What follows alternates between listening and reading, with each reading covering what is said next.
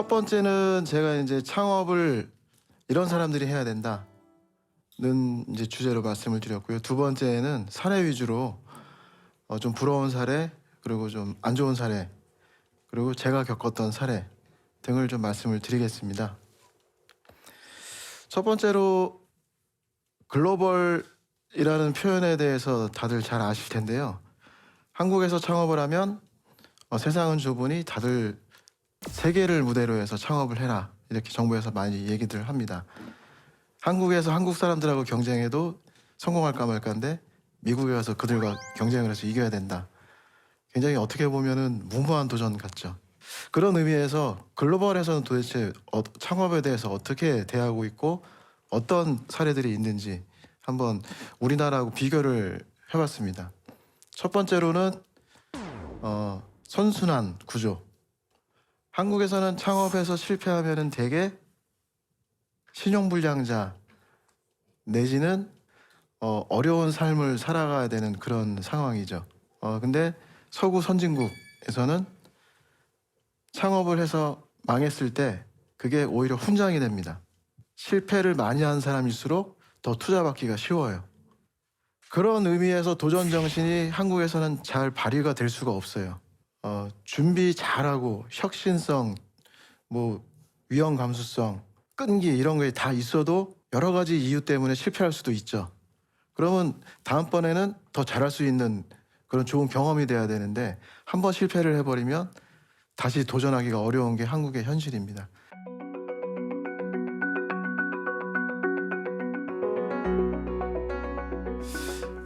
여러분들이 믿기지 않으시겠지만 제가 엔지니어 출신이에요. 그래서 원래 시스템 개발하고 프로그래밍 하던 사람입니다.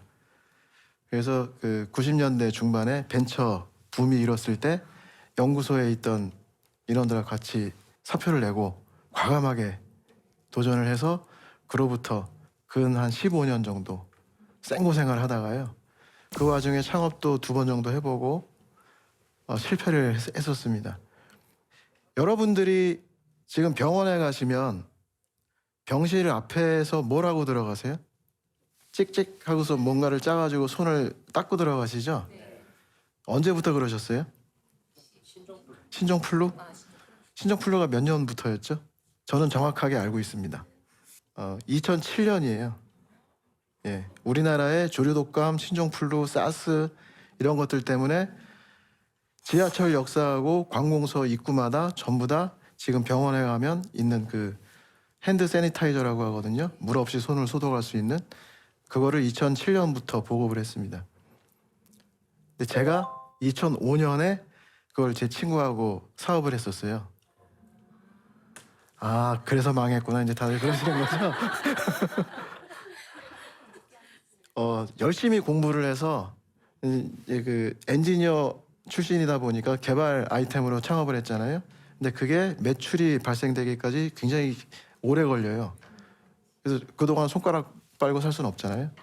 그래서 뭔가 좀 소위 얘기해서 캐시카우가 현금이 될 수 있는 뭔가를 해야겠다 싶어서 열심히 공부를 하고 찾아보고 준비를 해서 한 게 서구 선진국에선 골프장 갈 때도 그 핸드 세니타이저를 갖고서 가서 손을 소독하면서 이렇게 쓰더라고요. 바로 저거다. 만드는 방법도 간단해요. 알코올 성분에다가 피부 보수 성분만 있으면 됩니다. 그래서 친구하고 열심히 만들어서 그 당시 중기청이죠. 중기청 지원받아서 전시회도 나가고 여러 가지 마케팅도 했는데 문제는 사람들이 그걸 왜 써야 되는지 모르는 거예요.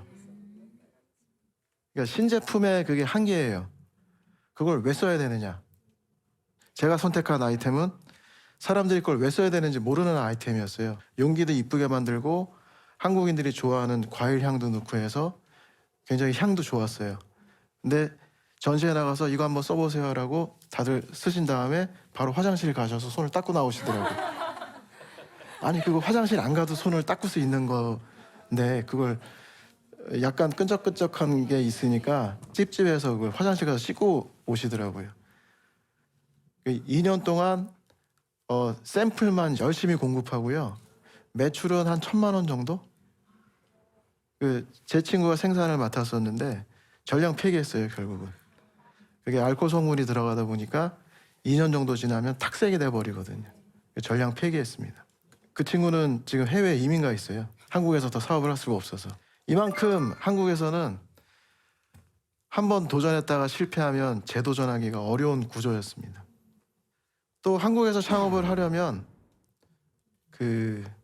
망하지 않는 창업, 자영업이 아닌 창업, 정부가 굉장히 원해요, 이걸. 소위 얘기해서 하이테크. 근데 한국에서는 공대 출신이 엔지니어링 창업하기를 굉장히 바랍니다. 그게 고부가 가치 사업이기 때문에 그래요. 그리고 정부에서 지원을 하게 되면 그 해의 성과를 내야 됩니다. 근데 단기간 안에 성과를 내기 위해서 무리를 하게 되면 그거 역시 또 실패할 확률이 높습니다. 그리고 한국에서 이제 굉장히 많은 창업 지원 사업이 있었는데요. 이제 몇몇 사람들이 그거를 악용을 해서 좀 물을 후려놨었어요. 그러다 보니 도덕적 해이를 방지하기 위해서 뭐 인건비를 제한한다든지 고정적으로 나가는 비용은 창업자가 내라. 정부에서는 시제품을 만드는 비용만 지원하겠다. 이렇게 구조가 되어 있습니다. 그러다 보니 창업자가 제일 많이 비용이 되는 게 인건비하고 사무실 임대료거든요. 그거 외에 개발에 들어가는 비용은 또 차지하고서요. 그렇기 때문에 한국에서 창업을 하려면 이런 고부가치 하이테크 단기 성과를 낼 수 있는 고정비를 내가 감내할 수 있는 창업을 해야 됩니다. 정말 성공하기가 어려운 구조예요.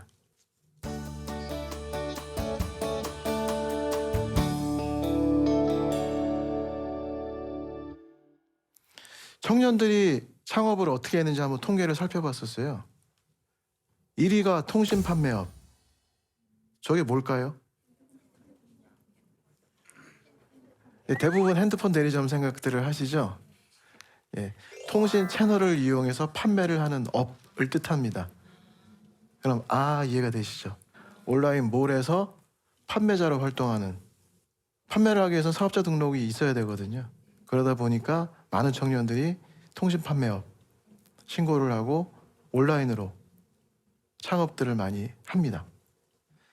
그러면 그렇게 많이 창업을 하는데 어떤 업종이 오래 살아남고 어떤 업종이 많이 폐업할까? 그 통계를 살펴봤어요. 신기하게도 제일 오래 살아남는 업종이 동네 카센터. 청년들 창업한 중에 1위입니다. 생존율 1위. 그래서 저도 저 통계를 보고서 곰곰이 생각을 해보니까 카센터가 한번 있던 자리가 망하고서 다른 데로 바뀌는 걸 거의 본 적이 없어요. 카센터가 한번 들어서면 계속 카센터. 뭐 주인은 바뀔 수가 있겠죠. 근데 또 제일 망하는 쪽을 봤더니 뭐가 많이 들어가 있느냐? 술 취급하면 다 망해요. 저게 세금 문제하고도 굉장히 직결이 되어 있습니다. 과거에 현금 계산을 하고 신용카드 보급이 많이 안 됐을 때는 쉽게 얘기해서 매출을 숨기고 세금을 안 낼 수가 있죠. 특히 이 술을 다루는 업종은 주세가 또 붙습니다. 주류세가. 그러니까 매출이 안 됐다고 신고를 해버리니까 주류세를 낼 필요도 없는 거죠. 그런 것들이 많이 이익으로 남았었어요. 과거에는. 지금 모든 거래가 투명해졌죠. 신용카드 결제도 많을 뿐더러 현금 결제도 현금 영수증 발행해야 되고 그런 것들 때문에 주류를 취급하는 업종들은 성공하기가 어려워졌습니다. 더더욱. 그리고 많이들 창업을 해요. 주류 쪽으로.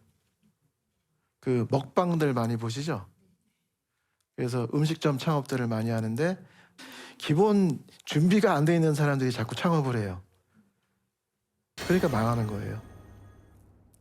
어쨌거나 통계를 이렇게 봤을 때 아마 여기 계신 분들 중에서도 나중에 이런 이색 음식점 창업 한번 해보고 싶다 이런 분들 계실 텐데요. 철저히 준비하시고 하셔야 됩니다.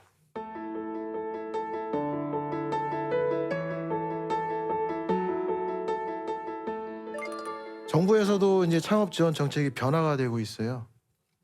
너무 공공 주도로 진행을 하다 보니까 민간 주도의 혁신적인 선순환 창업 생태계 구축이 안 돼서 민간 주도로 좀 바꿔보겠다. 또 하나는 조금 전에 말씀드린 이런 점포형 창업, 망하는 식당들, 이 생계형 창업이라고 하죠. 이 생계형 창업도 생활혁신형 창업으로 좀 변화가 돼야 됩니다. 여기에도 혁신이 들어가죠. 그냥 손쉽게 구할 수 있는 치킨을 그냥 튀겨서 파는 게 아니고 뭔가 혁신적인 아이디어를 거기에 도입을 하는 거죠. 뭐 예를 들어서 뭐 며느리도 안 가르쳐 준다는 무슨 소스를 새로 개발을 하셔가지고 그거를 뿌리면 치킨의 맛이 천상의 맛으로 바뀐다든지 이런 게 좀 필요해요. 그 다음에 단일 업종, 옛날에는 제조업이면 제조업, 뭐 유통업이면 유통업, 디자인이면 디자인, 이렇게 단일 업종으로 많이들 창업을 하셨는데 4차 산업혁명 얘기 많이 들어보셨죠? 4차는 도대체 뭘까요, 정체가? 예, 융복합. 예, 특징이 두 개가 있어요. 초연결과 초지능. 초연결이라는 거는 굉장히 빠른 속도로 기계들이 연결이 된다는 뜻이고요. 초지능. 사람이 개입하지 않아도 모든 게 자동으로 결정이 돼서 진행이 된다는 뜻이죠. 초연결과 초지능. 이게 4차 산업혁명의 특징입니다. 단일 업종 창업도 사실은 경쟁력이 많이 떨어지기 때문에 융복합을 이용한 4차 산업혁명형 창업이 필요합니다. 마지막으로 이제 나 혼자 창업하는 것보다 여럿이 같이 창업하는 게 좀 덜 망하겠죠. 아프리카 속담에도 이런 말이 있더라고요. 빨리 가려면 혼자 가고 멀리 가려면 같이 가라. 아프리카는 맹수들이 많잖아요. 혼자 가다가 사자를 만나면은 잡아먹기 십상이겠죠. 여러 명이서 만나면 사자도 잡아먹고 갈 수 있겠죠. 뭐 그런 속담인 것 같아요. 어쨌든 혼자 창업하는 것보단 팀으로 여러 명이서 같이 창업하는 게 실패 확률이 적습니다. 그런 의미에서 세대 간 융합도 필요한 경우고요. 예, 이런 그 사례들을 바탕으로 해서 창업을 하려면 세대 간 잘 융합하시고 단일 업종보다는 4차 산업을 대비한 융복합형, 그리고 생계형보다는 생활혁신형, 그리고 이건 정부에 바라는 거지만 공공주도보다는 민간주도로 이렇게 창업 생태계가 구축이 돼야 글로벌과 대결해서 이길 수 있는 한국의 창업자들이 만들어질 것이라고 생각이 됩니다. 여기서 마치겠습니다. 감사합니다.